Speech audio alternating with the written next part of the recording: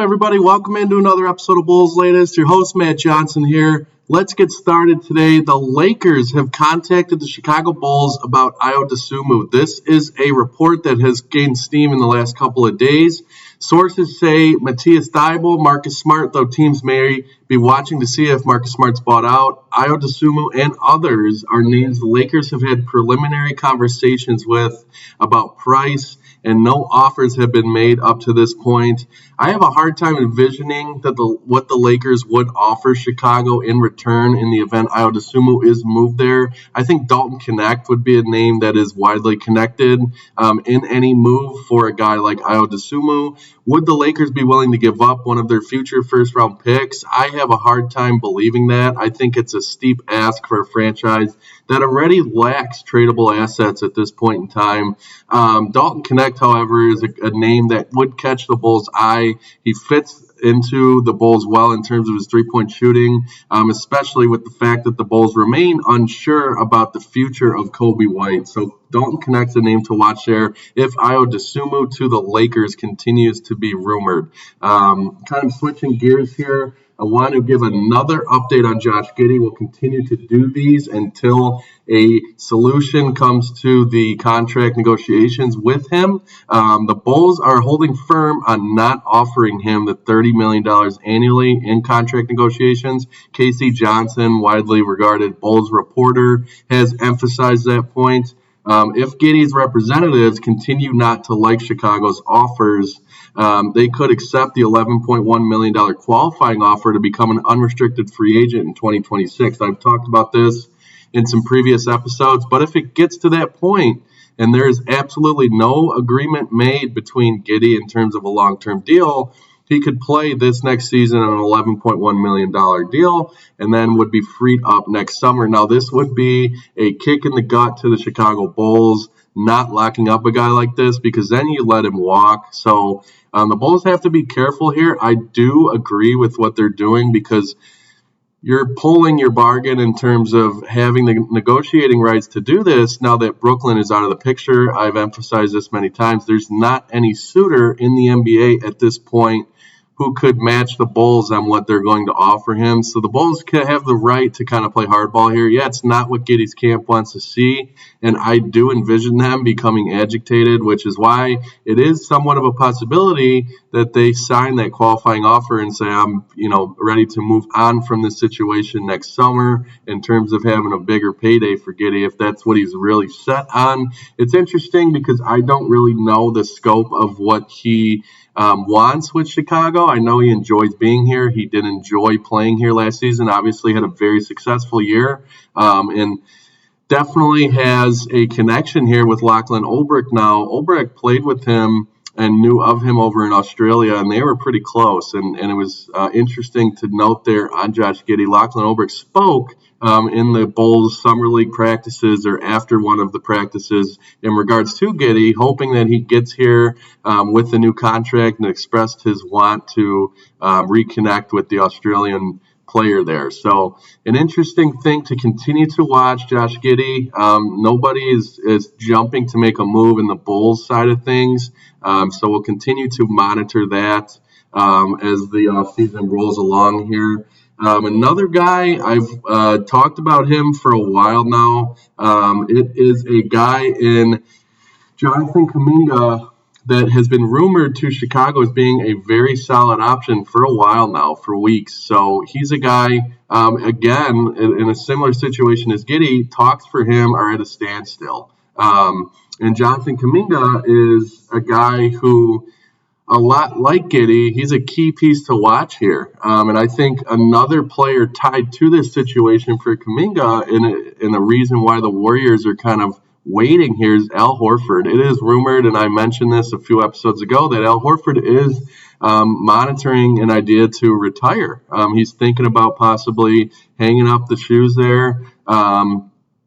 And that would ultimately be a key piece in them reopening negotiations with the Bulls on a guy like Nikola Vucevic. Now, this trade would be one that if Al Horford decides to retire or decides to go another way there, Nikola Vucevic is a guy that the Warriors cannot let slip in my eyes. I think that they have to get that deal done. I don't see how it doesn't get done if this scenario kind of unfolds like this.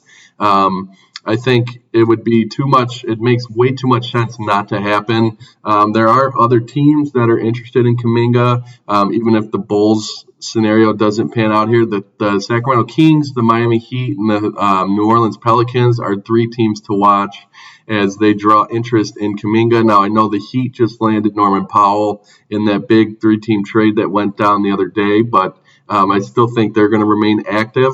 But I'm interested to see what Kuminga, how that kind of transpires here. He does come at a hefty clip. I think that's part of the complications with Golden State right now is that the money that is tied into a contract for Kuminga is hefty. So they're dealing with that, and I'll continue to watch on any updates for Al Horford because he seems the likely domino that needs to fall before anything happens with this player at this point. So overall, an interesting scenario there.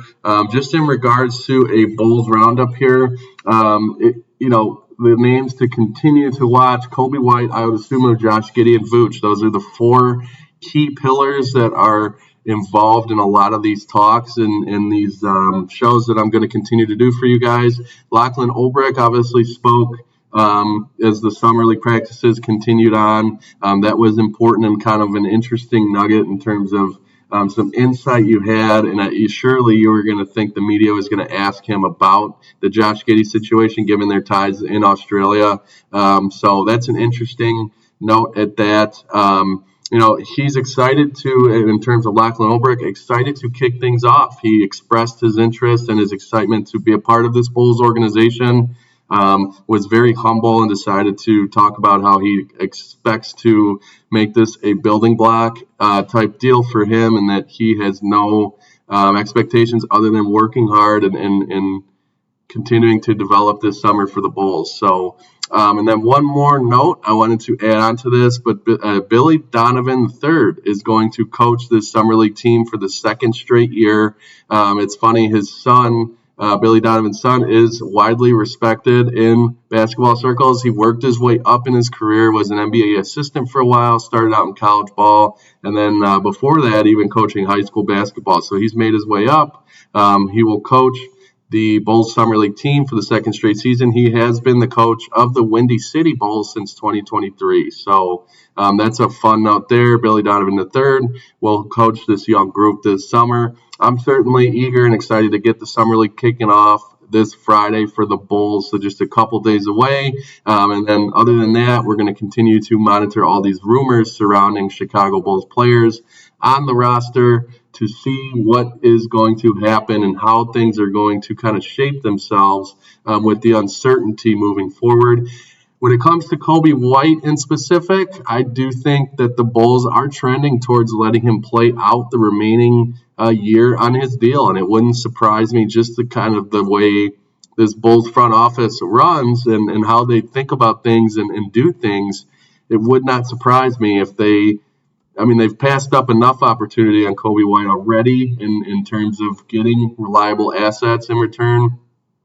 Speaking to the Bulls' mishandling of the opportunity to receive valuable assets as an organization, it's just a common theme at this point. It's frustrating, but it's increasingly seeming like the Bulls are going to hang on to Kobe, let him play through this final year. So that's an interesting thing there. Let me know in the comments who you would rather see, return as a Chicago Bull. Is it Ayo and Kobe? Would you rather have one or the other? I know a lot of you expressed interest in retaining Kobe White. I know he's a fan favorite here. I certainly enjoy watching him play, but at this point, with the direction the Bulls are heading, it comes down to managing your assets, and the Bulls front office continues to be inept in doing so. And then it's obvious here, just the reaction on local sports radio and different media outlets in Chicago, they're starting to label this front office as possibly maybe one of the worst ever in terms of the Chicago Bulls. With Garpax being such a head scratcher towards the end of their tenure. They're making them, Eversley and AK, so to speak, are making Garpax look phenomenal in terms of how they handled things and the talent they were able to go and get, and stuff like that. I mean, Garpax brought in a guy like Jimmy Butler.